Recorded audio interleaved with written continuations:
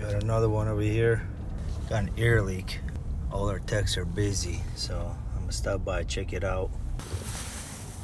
All right, he's got really low pressure, but brakes released. So we're gonna try to limp him back to the shop.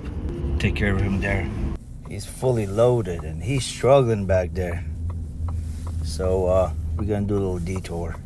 Stop by the warehouse, have him drop his trailer here, and then bobtail to the shop.